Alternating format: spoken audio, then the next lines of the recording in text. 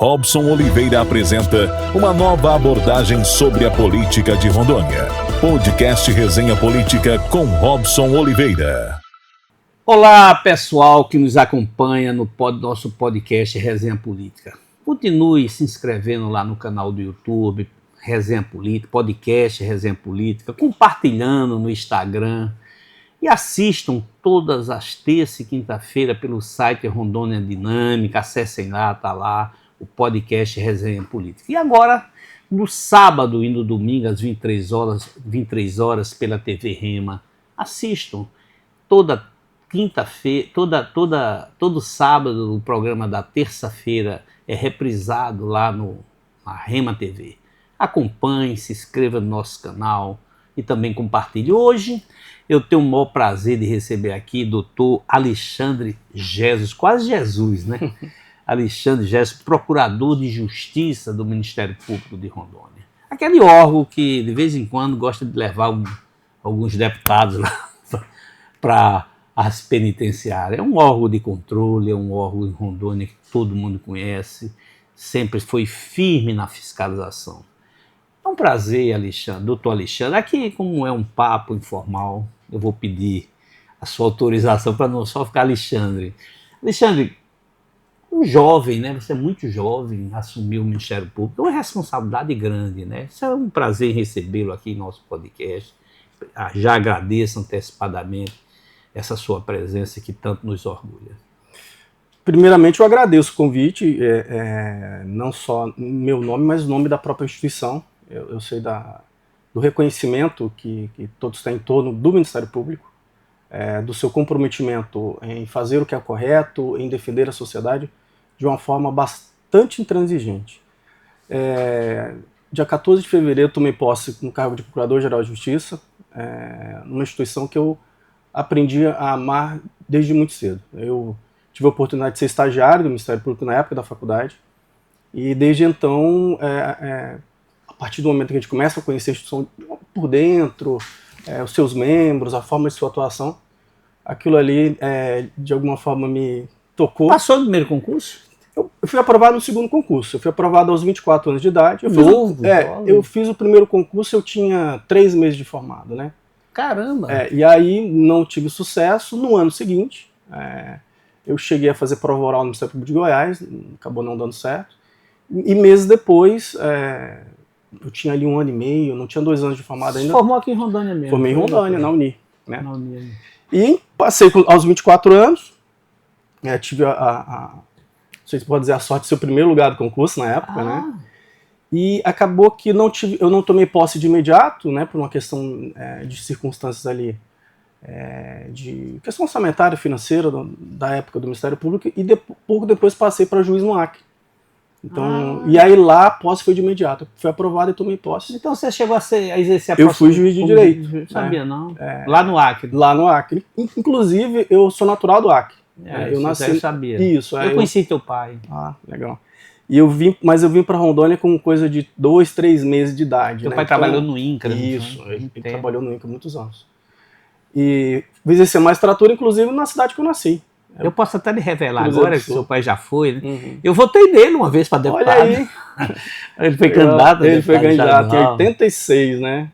De 86, faz muito tempo. Vê que eu tô ficando velho, as barbas brancas. Olha aí. Então, assim, tive a oportunidade de ser magistrado, uma experiência extraordinária, né, que somou muito na minha formação,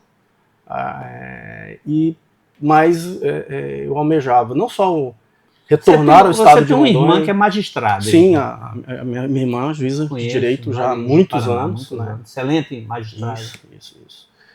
Mas o meu vínculo com o Estado, a gratidão, é claro que também influenciam aspectos familiares, mas o aspecto institucional também pesa, né? Como eu falei, eu aprendi a gostar do Ministério Público enquanto instituição, enquanto papel constitucional. Eu fui funcionário também técnico de finanças do TCU. Durante a faculdade. Pois público, né? Eu comecei, entrei na faculdade muito por incentivo dos meus pais, né? Que são de carreira pública também. Meu pai e minha mãe, ambos servidores do INCRA. Minha mãe teve um período em que ela trabalhou na educação, foi professora, depois no Conselho Estadual de Educação. E o incentivo lá em casa era esse, concurso público. Então eu passei logo com 19 anos. Passei técnico judiciário do TRE, tomei posse com 19 anos, e ali, um pouco antes de completar 20 anos, tomei posse no TCU como técnico de finanças, né, que era um cargo de nível médio. E eu fiquei no TCU até sair para tomar posse na magistratura do Acre. Então, e depois Ministério Público. Porque sua vocação mesmo era ser promotor de justiça e não juiz? Porque você abriu mão, quer queira, quer não, uma belíssima carreira na magistratura. É muito difícil de dizer, a gente falar da nossa própria vocação, né? Pode soar até um pouco arrogante. É difícil eu dizer se eu tenho mais vocação para o Ministério Público ou para a magistratura. Mas o que você queria... Na época, assim, gostei muito da experiência da magistratura, mas é aquela coisa de... Sabe, eu ali, já terminando a faculdade, eu botei na cabeça ser promotor em Rondônia, né? E fui aprovado, né? E ficou aguardando, né? Fiquei aguardando, no meio tempo passei na magistratura. Concurso. Como eu falei, exercer a magistratura foi muito bom para mim, como pessoa, como profissional. Gosto muito do Poder Judiciário, não há o que se falar, até também pela minha irmã, pelos amigos que existem lá. Mas me moveu retornar pelo Estado, também pela instituição. Como eu falei, é difícil a gente... O Ministério Público, ele na sua atuação, ele é muito vasto, ele é muito, muito rico. A gente, quando olha lá, por exemplo, promotor do júri. O promotor do júri, ele tem algumas aptidões. Você já passou pelo júri também? Fiz bastante júri. Aqui em Porto Velho ou no interior? Em Cacoal. O lugar que eu fiquei mais fazendo... Em Guajará, eu fiquei 1 ano na promotoria do júri. E em Cacoal também. Gostava, doutor Alexandre? Gostei. No início não gostava muito, mas eu aprendi a gostar. E eu posso dizer que os meus momentos como promotor de justiça, né, ali na atividade fim, que eu tenho grandes recordações, são no Tribunal do Júri. Você falar para mim assim, Alexandre, conta 10 situações ali que marcaram a tua carreira, eu vou dizer que mais da metade é no Tribunal do Júri. O mais polêmico, qual foi? Você se lembra? Lembro. Eu participei do julgamento de o feminicídio é algo muito marcante. E me marcaram 2 feminicídios. Julgamentos assim que um deles durou mais de 24 horas, foi bastante longo. Era em qual município? Foi em Cacoal, né? O crime aconteceu em São Andreasa. O réu era uma pessoa bem instruída, era conhecida na cidade, era patrimônio considerável, e ele se envolveu na morte da esposa, né? Caramba! E foi assim um crime bastante complicado. Foi condenado? Foi condenado. E assim, marcou pela dificuldade da prova, porque havia, sem citar nomes aqui, até pela preservação da vítima e da sua família, né? Havia prova de traição, né? De filmagem, realmente. E é muito difícil a gente fazer aquela divisão. Isso é um julgamento de muitos anos atrás. Hoje a sociedade ela já vê diferente, né? Ser traído não justifica matar nem se vingar, né? Antigamente dizia legítima defesa da honra. Né? Hoje em dia muda muito. Não, isso não existe. Não existe. E havia uma discussão bem interessante, por que ele matou? Ele matou porque foi traído ou ele matou por uma questão patrimonial? E a gente analisando as provas ali, o tempo o intervalo em que ele descobriu a traição, porque ele planejou a traição, ele contratou pessoas para participar desse homicídio. E eu analisando ali, como eu falei, tinha filmagens, né? Tinham depoimentos assim, bem fortes de familiares, né? E na minha conclusão ficou muito claro que na verdade não se tratou de um assassinato pela questão passional, por si só. Até porque ele... Que já não se justificaria. Ele buscou... Era pela questão de dinheiro mesmo. Ele buscou a reconciliação com ela. E havia alguns sinais nesse sentido. Mesmo após traído, que ele viu, filmou, tinha... E aí imagina fazer um júri em que se exibe para os jurados imagens de uma traição. Imagens fortes. Deve ter mobilizado a cidade toda, né? Plenário lotado, né? E assim, e era um júri difícil para a gente, porque existe aquela questão, né, de olha aqui, tem uma traição, olha a situação dela, e a defesa pediu para mostrar o vídeo, né? E os jurados, queremos ver o vídeo, e mostrava o vídeo. Só que havia um intervalo entre a traição e o momento da execução do crime. E a gente queria entender aquilo, porque ele buscou a reconciliação, né? Pelos seus motivos lá, de amor. A defesa querendo colocar a vítima na cadeira do réu. E aí, na minha percepção, e foi essa percepção dos jurados, o motivo foi patrimonial. Caramba. Ele não conseguiu reconciliação. E não queria e um patrimônio, era uma pessoa de um patrimônio considerável, na época dono de fazenda, enfim, chegou a oferecer algumas coisas, propôs o divórcio, chegou a oferecer alguma coisa para ela não aceitou, enfim. E na minha visão foi uma vamos dizer que de início ele constatou a traição, mas e aí se convenceu da separação, mas o grande motivo foi um motivo patrimonial. E foi um júri longo, foi um júri demorado. E assim, eu lembro bem, se você me permite só fazer uma colocação, claro. Que havia é muito comum no tribunal do júri, uma estratégia assim de crimes de feminicídio, às vezes a defesa recusar homens, né? Ou mesmo Ministério Público, não, que a gente pode, né? Aí, não quero esse, não quero. E eu, na época, eu adotei uma estratégia inversa.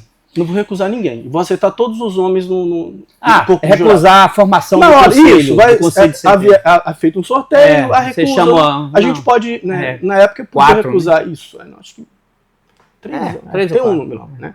A gente pode recusar, e aí eu optei não vou recusar ninguém. Aí veio um homem, não recusei. Veio outro homem, não recusei.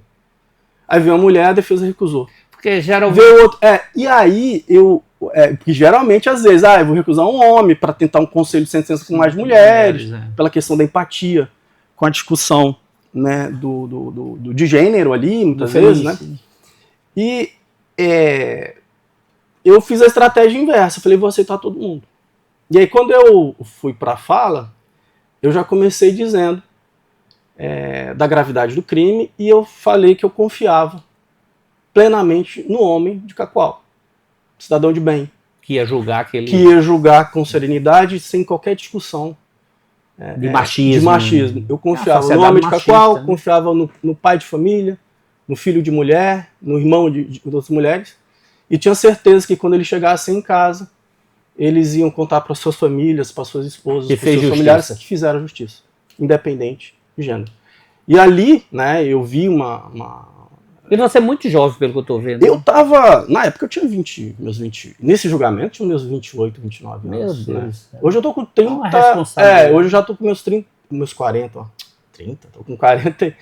Já 48 anos, caminhando para 49, né? Então, inclusive, já tô aí com meus... Mas chegou cedo a Procuradoria-Geral do Ministério Público, né? Sim, eu não sou o mais jovem que chegou lá, né? Não é porque você entrou muito jovem. Entrei com 20, eu passei com 24 anos, tomei posse com 25 anos. Eu fiz uma história muito grande dentro do Ministério Público, não só na atuação como promotor, mas também assessorando outros procuradores. Internamente, isso, né? Então, eu tive a oportunidade de ser trabalhei um pouco no GAEC, Eu já ia perguntar, tu passasse pelo GAEC? Passei. Que é o... 1 ano e meio, mais ou menos. Setor onde mais nevrálgico, né? Onde pega os prefeitos, políticos. Quando eu cheguei em Porto Velho, em 2009. E eu fui, na época, o procurador-geral era o doutor Ivanildo, que me antecedeu, inclusive, na época, né? Ele foi procurador-geral de 3 mandatos. Quando você diz, estou chegando em Porto Velho, você está dizendo na comarca, isso, né? Na porque comarca, você estava no interior. Perfeito. Eu estava... eu fui ali, em Cacoal, né? Onde eu fiquei mais tempo, né? Eu fiquei no interior cerca de 8 anos, aproximadamente. 7 anos. No interior, e desses 7 anos, 5 anos foram em Cacoal, onde eu fiquei mais tempo. E aí, quando eu vim promovido para Porto Velho, o doutor Ivanildo era procurador-geral, ele me convidou para ir para o CAEX. E, na época, não tinha ainda GAECO. Nós, inclusive, eu fui junto com outros 2 colegas, o doutor Pedro e o doutor Ademir, nós criamos o que era, na época, o GECOC, que era um outro nome, mas a mesma função. Depois se virou GAECO por uma questão de padronização de nome nacional. Então, que é para que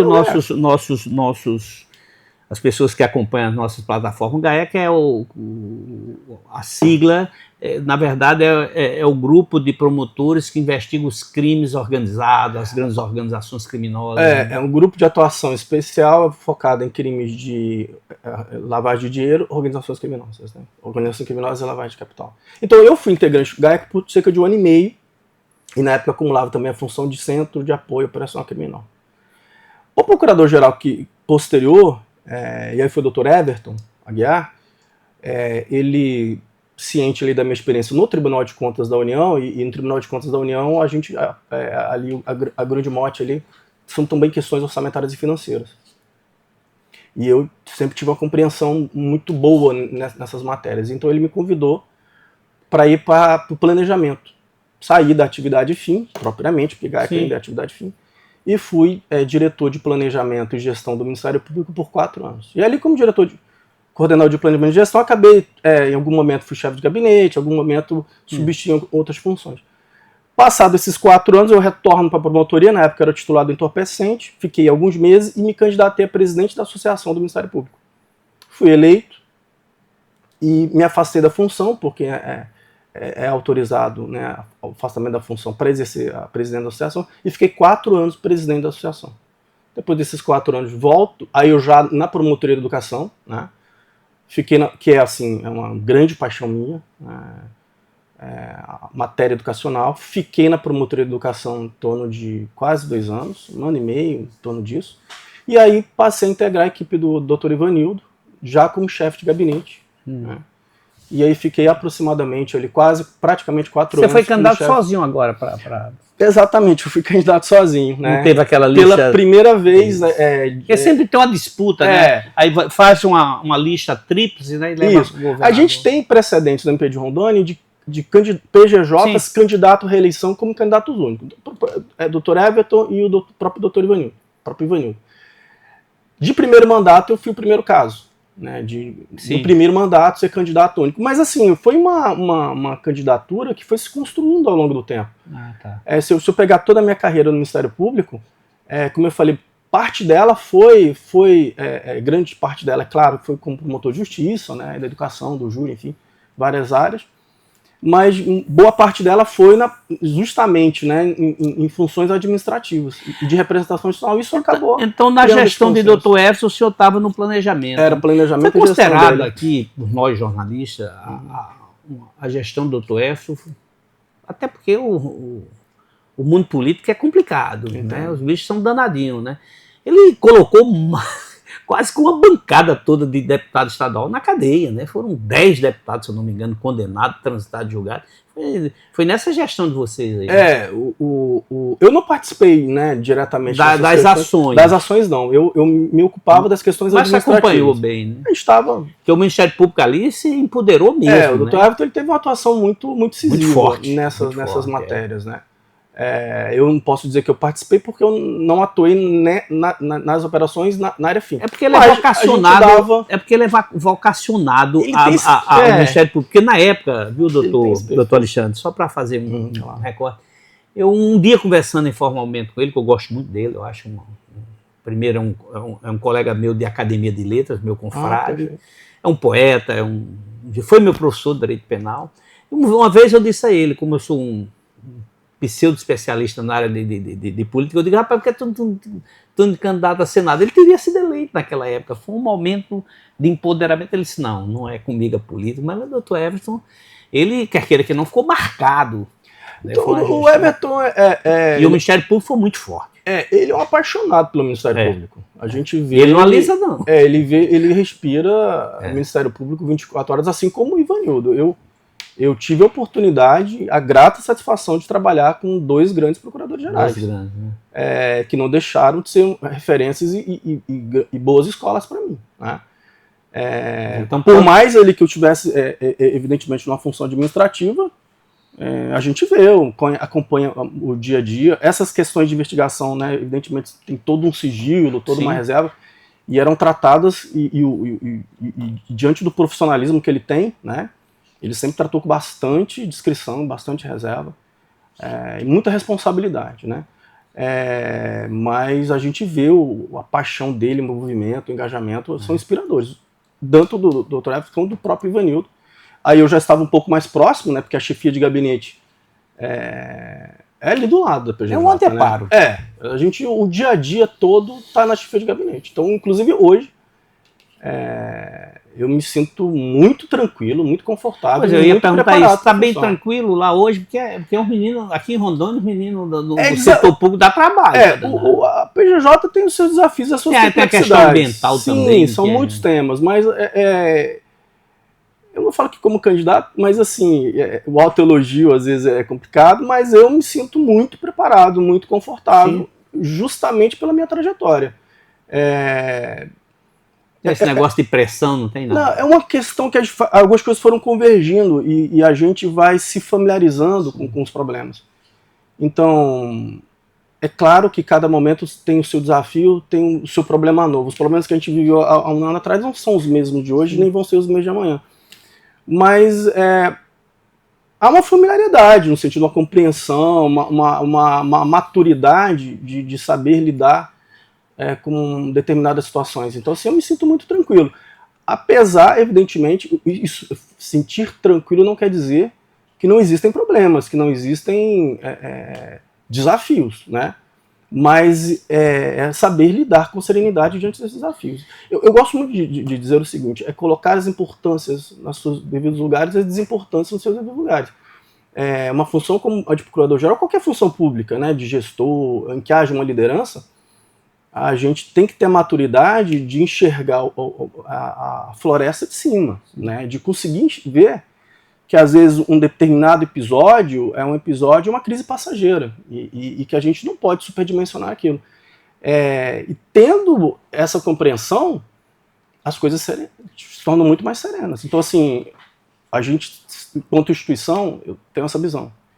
A gente sempre tem que ter uma visão de longo prazo, porque as instituições elas vão ficar. Sim. O Ministério Público, o Poder Judiciário, o Tribunal de Contas. As pessoas passam, mas as pessoas passam. Então, quando você passa a ser representante de uma instituição, eu acho que deve haver sentimento. Até porque, doutor Alexandre, quer queira, quer não, todo mundo sabe, em Rondônia já teve um atrito muito grande entre o poder legislativo de Rondônia e o Ministério Público. Já teve confusões, eu assisti, eu vi né, promotores lá e uma a gente tem episódios muito antigos, há bastante mas tempo. Mas hoje está meio tranquilo, né? Isso aí, essas relações do ponto de vista. Estou falando do ponto de vista institucional. Sim, e aí eu posso, me permite fazer mais uma vez uma referência positiva em relação ao PJ com quem eu trabalhei diretamente recentemente, o Ivanil, né? E a gente tem alguns pontos em comum. O respeito às instituições, o diálogo. Porque independente de qualquer questão que possa existir, como eu falo, a gente representa instituições que permanecem. Então, quando você tem um diálogo, né, republicano, democrático, de respeito, eu acho que isso facilita o bom andamento de tudo. Eu, na minha visão, assim, quando você fala de instituições, a gente sempre tem que ter em mira. Primeiro, nós somos um país só, Brasil. Sim. Brasil que é dividido em unidades ali da federação, que são os estados. Então, a gente é estado de Rondônia. Então eu não posso olhar qualquer outra instituição rondoniense e pensar, não, nós somos estado de Rondônia. Eu tenho que me relacionar bem com o Poder Judiciário de Rondônia, com a Assembleia Legislativa de Rondônia, Tribunal de Contas do Estado de Rondônia, Defensoria Pública. Nós não somos jamais, nós não podemos rivalizar enquanto instituições, porque se a gente começa a rivalizar enquanto instituição ou poder, perde o estado de Rondônia. Situações que possam acontecer, alguma prática de irregularidade, de algum crime, ela tem que ser apurada, evidentemente, com seriedade, no seu ambiente próprio. Doa quem doer no seu ambiente próprio. Observado sempre devido ao processo legal e todas as garantias constitucionais. Mas outras coisas são as relações institucionais. Havia uma crítica muito de operações policiais e operações coordenadas pelo Ministério Público, de muita divulgação na mídia, essas coisas. Eu acho que esse período já deram as pessoas continuam atuando, continuam fiscalizando, pedindo, aprendendo, mas sem aquela... A medida da divulgação... quando envolve político, chama a atenção. Não adianta dizer muitas vezes são pessoas públicas, né? E evidentemente são pessoas expostas, né, à sociedade, e qualquer episódio que aconteça em torno dessas pessoas públicas vai ter uma repercussão maior. Mesmo que sejam questões referentes à vida privada, por exemplo, né? E ainda mais se a gente se deparar com a situação de acusação de qualquer irregularidade. O que a gente tem que ter em mente, na minha visão, assim, primeiro é respeito às garantias constitucionais. E ter bastante ponderação entre o divulgar o trabalho da instituição, do Ministério Público, dar conhecimento à sociedade de alguns fatos, e também, do outro lado, respeitar as garantias constitucionais, porque nem sempre o fato de haver um processo vai implicar necessariamente condenação. Então, tem que haver uma medida muito justa em relação a isso, né? O excesso de divulgação pode expor pessoas que talvez durante o curso de um processo possam ser absolvidas. Aconteceu com o Roberto também, agora. assim como também o contrário. O totalmente silenciar, de alguma forma, a sociedade tem direito a saber da atuação da instituição. Mas, como eu falei... Agora, esse equilíbrio é um desafio. Eu reconheço, todo ato administrativo tem que ser público. Sim. Agora, tem que ter um cuidado para que reputações... Uma grande responsabilidade. Assim, eu vejo isso de uma forma muito séria e responsável. Como procurador-geral, você está preocupado com isso? Sim, eu acho que a gente tem que ter muita responsabilidade nesse sentido. E ainda mais, como a gente fala, já que é uma instituição que a gente... não se trata de uma instituição que investiga e processa políticos, né? A gente investiga e processa qualquer tipo de ilícito que venha acontecer, independente de quem seja. Mas a gente sabe que algumas ações podem... e como eu falei, o fato de ser investigado não quer dizer que é culpado. Sim. O fato de ser processado não quer dizer que é culpado. Existe todo um trâmite. Inclusive, eu sempre tenho esse cuidado de dizer, olha... ele está sendo processado, mas vai ter oportunidade de se defender e vai ser julgado no devido processo legal, e pode ser absolvido. Em sendo absolvido, ok, está tudo certo. E diante disso, a gente tem que ter essa responsabilidade de muitas vezes não aniquilar a reputação, né? Sim. Mas ao mesmo tempo vem o outro lado, porque nós enquanto instituição nós somos cobrados pela sociedade também. O que é que o Ministério Público está fazendo nisso? O que é que o Ministério Público está fazendo aquilo? Então a gente não tem como deixar de informar a população em relação a algumas das nossas medidas. Deixa eu fazer uma observação algo até em relação a isso que o senhor está falando, porque o que chama mais atenção são aquelas operações espetaculosas. Mas o Ministério Público não é só o GAECO, não é só isso. O Ministério Público mexe com a questão ambiental. O senhor disse que era um entusiasta da educação, mexe com a fiscalização também dos agentes públicos, o que estão fazendo para a educação, saúde, vocês também têm responsabilidade. São os chamados direitos difusos da sociedade. Deixa eu lhe fazer uma pergunta. A saúde. Qualquer pessoa hoje da sociedade que a gente conversa em Rondônia, ele critica muito que é deficiente, que a saúde de Rondônia é precária. Os gestores prometem construções de hospitais e essas construções ficam só na promessa. O que é que o Ministério Público está atuando bem nessa área da saúde? Né? Porque eu, pessoalmente, vejo, não estou tendo acesso a essas informações. Você sempre tem sobre essas fiscalizações, essas ações, essas denúncias contra a política, que chama muita atenção. Claro. Em razão, como o senhor disse, das pessoas. São pessoas públicas. Mas vamos começar primeiro saúde, depois vou educação e meio ambiente. Eu entendo. Na matéria da saúde, nós temos em Porto Velho hoje 2 promotorias especializadas, né? Uma com foco na saúde da responsabilidade do município e outra com foco na saúde de responsabilidade do Estado. É muito difícil a gente... primeiro, hoje temos 2 colegas extremamente atuantes, doutor Leandro e doutora Rosângela. Doutor Leandro, ambos, né, tem demonstrado ali um engajamento e um envolvimento muito grande nessas matérias. Mas é muito difícil a gente acreditar que o Ministério Público sozinho vai resolver essas questões. Sim. E são questões que se alongam aí por décadas, muitas vezes. São problemas extremamente complexos e não são de fáceis soluções.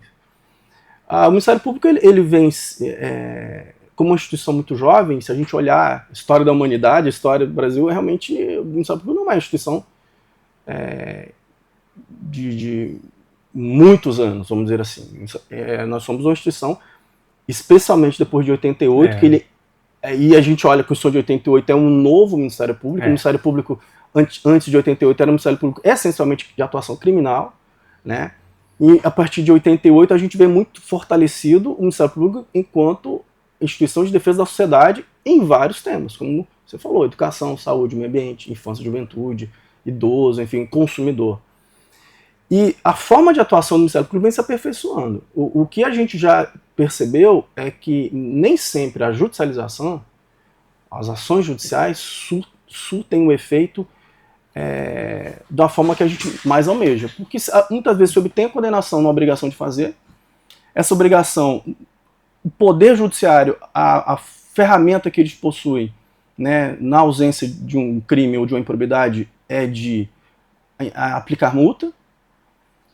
E não necessariamente e essas multas, muitas vezes, elas vão se avolumando, e a multa é contra o próprio ente.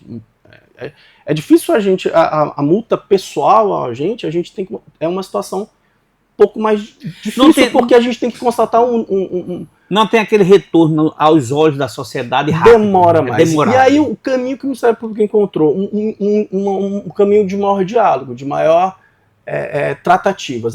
Quando a gente olha o Ministério Público lá atrás, por exemplo, inclusive eu tive a oportunidade de fazer mestrado, e a minha pesquisa foi justamente a atuação do Ministério Público na defesa do transporte público escolar, né? E ali eu abordei como o Ministério Público deve atuar nessa matéria específica, e aí, evidentemente, essa metodologia se estende esse método de atuação se estende para as outras áreas. E o que a gente observa, por exemplo, uma atuação do Ministério Público lá atrás, muito focada na sua relação com o Poder Judiciário. Então, muita gente até fala, o Ministério Público é do Poder Judiciário, aquela brincadeira, o promotor vai virar juiz e tal. Então a gente vê o Ministério Público atuando na frente do Judiciário. O tempo foi passando, e quando se falou na fiscalização de políticas públicas, a gente viu a importância não só de fiscalizar, mas de incentivar, de promover e de participar dessa discussão. Então o Ministério Público evoluiu para uma relação também com o Poder Executivo, né? E aí nós falamos de recomendação, dos termos de ajustamento de conduta. O TAC, né? Isso. E agora tem um termo de ajustamento de gestão. Que é feita pelo Tribunal de Contas. E, modernamente, a gente começa a caminhar com o Ministério Público também se relacionando, na matéria de política pública, com o Poder Legislativo. Certo. Que aí é uma nova vertente. Então, ou seja, começa com o Poder Judiciário, depois vem com o Poder Executivo, e agora se aproxima do Poder Legislativo, que é de onde nascem grande parte das políticas públicas. Porque ali a política está ali no orçamento, existem leis que facilitam o cumprimento ali da execução, né, da política pública, inclusive, né, cabe ao Poder Executivo cumprir o que está estabelecido na lei. Então a gente vê o Ministério Público em constante desenvolvimento, né, um Ministério Público que busca esse aperfeiçoamento na sua forma de atuar, sendo mais efetivo, sem desconsiderar a atuação persecutória, de entrar com as ações civis públicas, mas também buscando esses diálogos e acertos. Agora, a gente olha, existem problemas que são de muitos anos, né? Então, o que a gente tem buscado, e aí meu papel como procurador-geral é sempre trazer... Mas também não existe por parte, somente do gestor, do prefeito, do governador, enfim, uma falta de prioridade, né, nessas políticas públicas, saúde, educação, você dá mais prioridade, qualificar o pessoal, enfim, se gasta... Deixa eu fazer uma pergunta, um desafio ao senhor do ponto de vista intelectual. O senhor acha que em Rondônia os gestores públicos, eles gastam bem os recursos? É muito difícil a gente... É uma provocação. Eu entendo. Eu entendo. A gestão pública, quando a gente olha e vê ela por dentro, ela tem uma série de etapas que são complexas. Então, sim, você tem o valor, né, ali o orçamento, mas existe uma série de regras a serem cumpridas para a sua execução. Está aí a lei de licitações e contratos. E a par disso, existe a necessidade, muitas vezes, de elaboração de projetos, né, enfim, isso tudo é muito complexo. Então, nem sempre, sem citar nem nomes, nem nada, não, jamais, mas assim, nem sempre o desejo do gestor, ele é executado exatamente por algumas barreiras, que às vezes são barreiras técnicas, barreiras de gerenciamento, que às vezes não é responsabilidade dele. O que a gente vê no Brasil, e aí voltamos a uma temática importante, é uma necessidade de nós capacitarmos e melhorarmos a atuação. Evidentemente, existem as lideranças, mas também sempre aperfeiçoarmos a atuação de todas as áreas de execução. Então, eu, na minha experiência no Tribunal de Contas da União, não uma vez ou duas eu me deparei ali com situações em que a gente via que a precariedade estava no projeto. E era lá atrás, então havia uma deficiência no projeto, esse projeto acabou evoluindo e viu um processo licitatório e tal. Aí quando foi ver, eu falei, mas tem problema? Era lá atrás. Mas é por isso que eu pergunto. E aí eu falta falo, prioridade, não? Porque a prioridade lá de trás não também, seria. Pois é, aí a gente tem que falar do aspecto. Primeiro, controle político ou controle de eleição, né? Sim. Mas existe também a necessidade de capacitação e aperfeiçoamento. Então, a gente tem que olhar também, se olhar. E a gente não pode também, evidentemente, ter um modelo, e aí dentro desse desafio intelectual, um modelo que fique a decisão discricionária do gestor com a execução de determinadas políticas públicas. Nós temos que ter uma estrutura vinculante, em que ele está obrigado a fazê-lo. E para isso a gente tem que fortalecer políticas que a gente chama de políticas de Estado, né? Modelos de Estado. A gente tem um orçamento que evidentemente ele tem que ser executado. E primeiro ele tem que ser construído, né, da forma mais técnica e responsável possível, definir essas prioridades, mas é que ele tenha que ser executado dentro de uma pauta técnica, e não necessariamente só de uma pauta discricionária política, porque aí a gente consegue ver as políticas que são essenciais, estão estabelecidas na nossa Constituição, serem implementadas independente daquela ser ou não uma maior ou menor prioridade de qualquer governante, mas sendo a prioridade do Estado. Né? Mas, senhor Dico, dentro do que o senhor está falando aí, quando a gente fala, o Poder Legislativo estrutura, junto com o Executivo, estrutura e vota um orçamento tal para ser executado. Mas a capacidade inventiva do nosso legislador é fenomenal. Você tem um orçamento e hoje você tem as chamadas emendas extra-orçamentárias, que está sendo um grande desafio para os órgãos de controle. Eles conseguem passar a perna nesse modelo que você fala, com essa nova invenção que o legislador brasileiro criou, chama as emendas que levam, e as emendas secretas é o nome. Emendas secretas, porque todo recurso tem que ser público.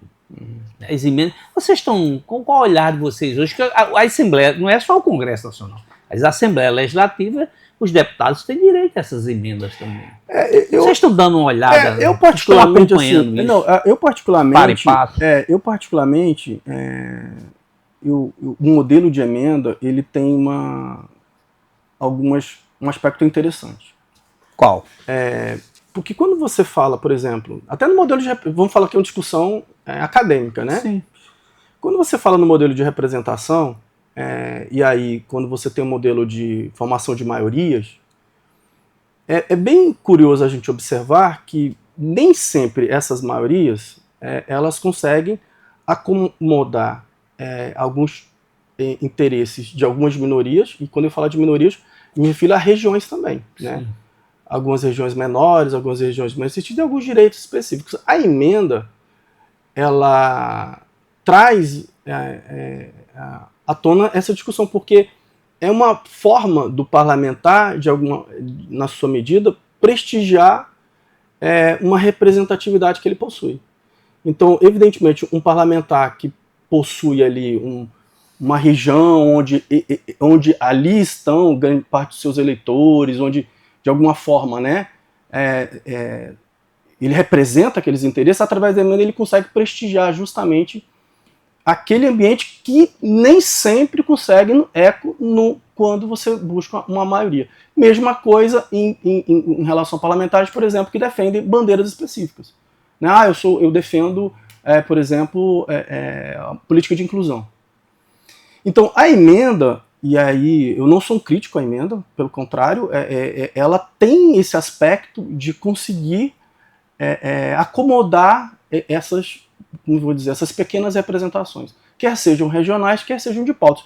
Porque se às vezes você traz isso para um grande plenário, né, onde tudo tem que ser aprovado, né, sem essa discussão, né, especializada, às vezes essas pautas elas não conseguiriam vir à tona. E aí nós poderíamos ter um ambiente em que a vontade de uma maioria de deputados que representam uma determinada região, que muitas vezes é mais populosa e mais rica, iria acabar totalmente com a possibilidade de uma região menor, uma região mais pobre, com menos população com menos eleitores, ter um direito garantido, alguma reserva, algum valor garantido para investimento. Mesma coisa quando eu falo do ambiente de direitos, né? Então, o modelo de emenda, ele é interessante. Ele é interessante porque ele permite isso. Ele permite com que o parlamentar, ao poder destinar esses valores, eles consigam prestigiar uma pauta que para eles seja prioridade, uma pauta daqueles que os elegeram. Então, no modelo de representação é interessante. Agora, é claro que e aí eu vou me estender essa discussão para tudo. É claro que qualquer instrumento legal, qualquer instrumento jurídico, ele pode eventualmente ter algum excesso, vamos dizer assim. Inclusive as ações... desvio mesmo. Desvio de finalidade. E aí a gente tem, evidentemente, um modelo de controle nesse sentido. Um controle, primeiro, que é exercido pelo próprio parlamento. E, evidentemente, o parlamento, no que nós temos, né, no modelo brasileiro, que é um modelo democrático, nós temos que respeitar, né? É muito difícil a gente falar, e aí quando a gente fala em abstrato mesmo, né, de democracia, que é um princípio sagrado para todos nós, há um custo, né, disso, né? Um custo porque a gente teria que imaginar, por exemplo, até é curioso, a gente falar um poder supremo, onde a gente teria um gestor perfeito, que sozinho conseguiria pôr ordem em tudo. Isso não existe. Não existe nenhum ser humano perfeito, né? Não da natureza humana. A gente poderia, para quem acredita e tem fé, poderíamos falar aí, né, de Jesus, enfim. Mas dentro do ambiente humano todos têm as suas imperfeições.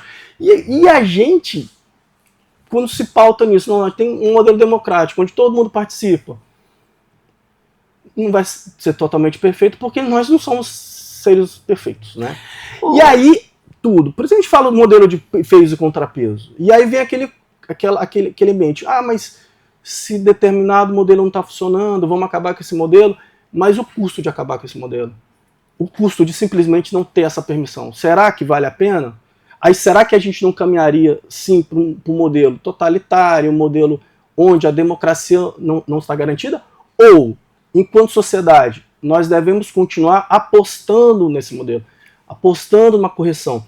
Porque tudo acontece assim, é criado um instrumento, esse instrumento é inédito, esse instrumento vai funcionando bem, daqui a pouco a gente começa a ver um desvio ou um abuso em relação a isso. E a gente tem que ter um mecanismo, evidentemente, de correção de rota. E assim nós vamos evoluindo. O que a gente observa é que é um processo em constante construção. Então, assim, é um processo de acertos e desacertos, ganhos e perdas, mas, na minha visão, a pauta democrática, a pauta republicana, ela sempre tem que aparecer. O respeito aos poderes, às suas autonomias, às suas competências. Mas sobre as emendas, eu compreendi muito bem, estou falando do ponto de vista abstrato, mas é muito bom que o parlamentar leva para a sua região, mas tem um problema cruel nisso. Primeiro, a gente não vive sobre um modelo igual à Alemanha. Você não é eleito de forma distritos, né? Distrital. Então, esse modelo também é perverso, porque ele perpetua a pessoa no poder. Ela tem sua perversão. E a perversão não é só na manipulação dos recursos que está aparecendo aí, mas nós não temos o voto distrital misto. Não temos. Né? Então, essas emendas levadas direta, ela é cruel também. As pessoas, somente hoje, o que a gente vê é a perpetuação dessas pessoas. Há um desnível. Como é que o cara vai disputar com alguém que pega o dinheiro que não é dele, que é do orçamento, ele bota onde quer? De que forma? Embora eu concordo com você nisso aí. Você tem municípios que, se for pelas vias normais para chegar um convênio, coitado, a estrada nunca vai ser feita. Talvez tenha dificuldade. Aí o que a gente tem que avaliar é o custo de acabar com esse modelo. Sim, e aí poderíamos ter um custo social. Aquilo que você disse, tem que criar mecanismo de aperfeiçoamento. Sempre. Né? Nós somos uma. Volto a dizer, se a gente olhar a história da humanidade, nós somos a sociedade. Ela é jovem. Ela é boa para uma coisa, as emendas, e traz as suas perversões. E aí nós temos que buscar ajuste nesse sentido. Como eu falei, nós somos um país jovem, né? Nós temos um modelo, uma Constituição jovem, né? E o que a gente vê nós temos um modelo que não está pronto e acabado. Ele está em constante aperfeiçoamento. Porque se não tivesse, só um minuto, nesse papo mesmo, porque esse papo é muito gostoso. Eu entrevistando o senador Marco Rogério, comentando sobre as minhas críticas que eu fazia às emendas, né? Eu dizia, mas olha que contradição, senador. O senhor foi eleito para ser um legislador. E o senhor termina sendo um executor orçamentário. O senhor não foi eleito para executar o... Entendo. Termina, eu perguntava, mas não há uma contradição? Ou se muda o modelo, ou porque ele foi eleito para criar uma legislação, né? É essas contradições que eu levanto como discussão. Mas, saindo agora do campo teórico e vamos mais para o campo bem concreto aqui em Rondônia, nós temos hoje, eu entrevistei o secretário que cuida das penitenciárias aqui, que ele me deu um dado que eu reputo catastrófico. O senhor já disse aí que passou também como promotor nessa questão de tóxicos, né? E ele me falou que a população carcerária de Rondônia hoje é formada entre 18 a 32 anos, o maior número, e que a maior parte dessa reincidência era no crime de tráfico de droga. Isso é uma catástrofe. É muito grave, não tem nem o que se falar. Primeiro, por ser uma população jovem e que... Estado jovem, nós temos... E são pessoas que, se não estivessem envolvidas com crimes, somariam muito para o desenvolvimento do Estado. Então, realmente, é uma dupla perda. É uma perda da juventude. Como foi sua experiência lá na vara de delitos de tóxicos? É cruel, né? Porque são penas altas. Sim. Mas a gente tem uma percepção ali... porque no tráfico existem várias funções, né? Tem várias condutas. E aí a gente vem desde aquele que produz, daquele que transporta a matéria-prima, daquele que produz a droga, associação, daquele que faz os grandes transportes, o financiador, que faz a distribuição, o financiador. E a lavagem. Por trás do tráfico existe necessariamente uma organização criminosa, né?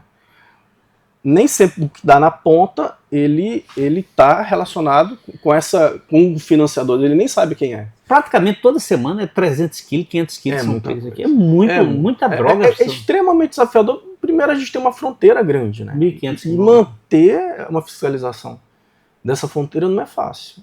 Eu tive a oportunidade de ter experiência lá no Acre, eu fui juiz em Cruzeiro do Sul e em Mâncio Lima.